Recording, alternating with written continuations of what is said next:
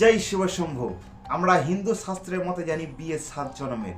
আমার কথাগুলো শোনার পর তুমি জানতে পারবে তুমি যদি বিয়ে করে থাকো তবে তুমি কত নম্বর জন্মে আছো, বা তোমার স্ত্রী 7 জন্মের মধ্যে ঠিক কত নম্বর জন্মে আছে তোমার কাছে।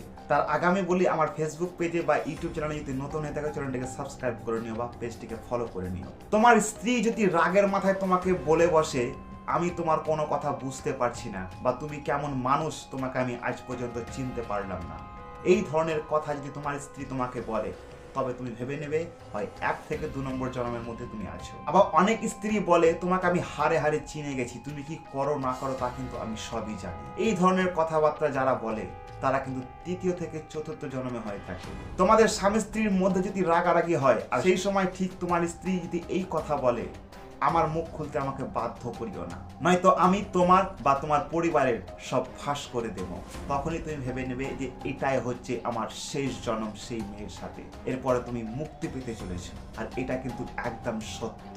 হিন্দু শাস্ত্র বা সনাতন ধর্মকে তুমি যদি মেনে থাকো তবে কিন্তু তোমাকে এই বিয়ের 7 জন্ম মানতে হবে।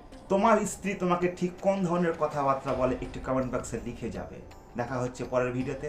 জয় শিব শম্ভু।